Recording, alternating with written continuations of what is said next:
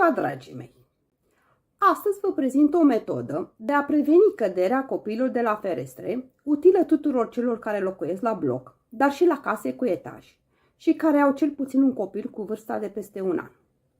Ideea de a monta un sistem de securizare a ferestrelor s-a născut după ce am constatat că propriul meu copil este un explorator desăvârșit, un cățărător pe mobile, scaune, cutii și orice alte obiecte găsește la îndemână, pe care le trage și le apropie de locurile înalte la care dorește să ajungă și apoi se urcă pe ele.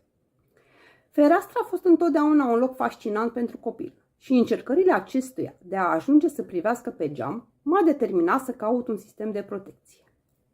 Evident că nu am inventat eu vreun sistem de protecție a ferestrelor, dar am căutat o metodă cât mai plăcută ochilor, cât mai ieftină și cât mai eficientă. Mai întâi m-am gândit să montez gratii pe exterior, acesta fiind cel mai sigur mod de a evita accidentele. Doar că să pui gratii la ferestre la etajul 5, 6, 7 sau 8 la un bloc de 10 etaje pare un pic cam bizar. Sincer, am văzut la un singur apartament și chiar pare ciudat. Dacă gratiile sunt montate la ferestrele de la parter sau de la ultimul etaj al blocului, pare ceva obișnuit și normal. Dar să vezi gratii la o fereastră la etajul 5 pare cel puțin ciudat. Apoi, să pui gratii pe dinăuntru în apartament nu este nici asta cea mai bună idee. Este inestetic, incomod la spălarea geamurilor și stresant să vezi gratiile acelea în casă pe întreaga suprafață a ferestrelor. Așa că am căutat pe internet alte variante. Am găsit tot felul de idei, de rulouri, de metode de blocare a mânerelor, de închidere acestora, a ferestrelor, cu cheie, cu alte metode. Însă eu îmi doream un sistem sau o metodă care să protejeze copilul dacă ajunge la fereastră atunci când, în plină vară, țin fereastra deschisă. M-am gândit apoi că cea mai bună soluție pentru mine ar fi ceva care să fie în ton cu tâmplăria din PVC a ferestrelor pe care le am și să se facă o ramă din profile PVC sau aluminiu. Iar pe 3 sferturi din suprafața acesteia să se monteze profil Weiss sau plexiglas. Dar nu știam exact ce sistem de închidere este cel mai potrivit. Am telefonat la o firmă care vindea ferestre din PVC și aluminiu.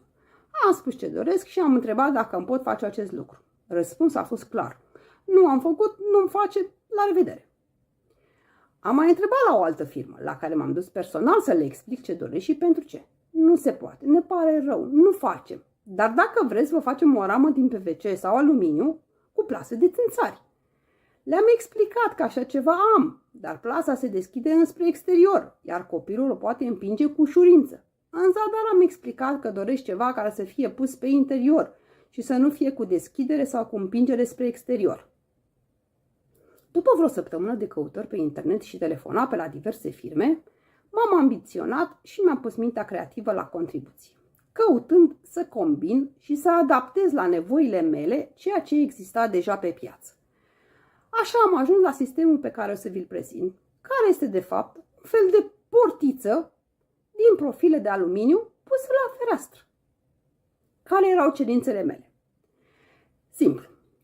Doream un sistem de protecție care să nu se deschidă în exterior, deci care să nu se deschidă dacă este împins de copil, care să fie cât de cât rezistent, nu doar o plasă de țânțari, să nu fie ușor de distrus sau tăiat, ori desprins de către copil, care să îmi permită să îmi spăl geamurile și să țin fereastra larg deschisă, fără teama că, dacă va ajunge copilul la geam, se poate întâmpla vreo nenorocire. Dar să poți și să oscilobatezi fereastra.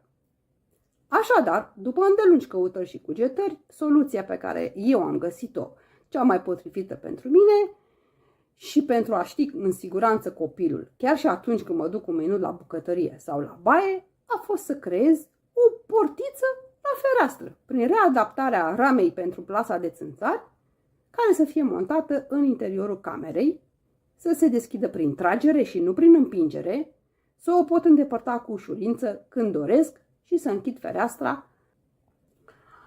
Eu am ales varianta să păstrez și plasa de țânțari, pentru că atunci când oscilobatez fereastra, dacă nu am plasa de țânțari, intră insectele, muștele, țânțari.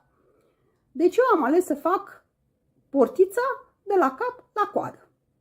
La o fereastră de 103 cm înălțime și 60 lățime, cum am avut eu, costul acesteia este de aproximativ 60-80 de lei. Fără montaj. Aveți nevoie de 7 bări de profile din aluminiu de 120 cm și un kit de accesorii care cuprinde balamalele, sistemul de închidere, 4 colțare și câteva șuruburi. Dacă vă folosiți de rama cu plasa de țânțar pe care o aveți deja, vă trebuie doar 5 bări de profile și 10 șuruburi. De asemenea, mai aveți nevoie de un marker, o ruletă, o bormașină, un ciocănel de cauciuc, o pâză de bonfire, câteva șuruburi în plus și chef de lucru. Vă las să vizionați modul în care s-a făcut această portiță pentru fereastră și dacă credeți că vă este utilă, o puteți adapta nevoilor dumneavoastră. Să țineți cont că distanța dintre bări să fie mai mică sau egală de 10 cm pentru a nu exista posibilitatea să se strecoare copilul printre ele. De asemenea, portița poate fi adaptată și folosită și pentru a proteja pisicile să nu cadă de la fereastră, de la înălțime deci. Fie prin montarea unei plase de țânțar din fibră de sticlă, fie a unui plexiglas sau a oricărui alt material pe care îl considerați necesar și util. Dacă vă place această prezentare sau doar ideea de a proteja copilul sau pisica de căderea de la înălțime, distribuiți filmulețul acesta tuturor celor care credeți că ar fi interesați de un astfel de mod de protecție și nu uitați să dați like și să vă abonați la canalul meu de YouTube pentru a primi și alte filmulețe de la mine.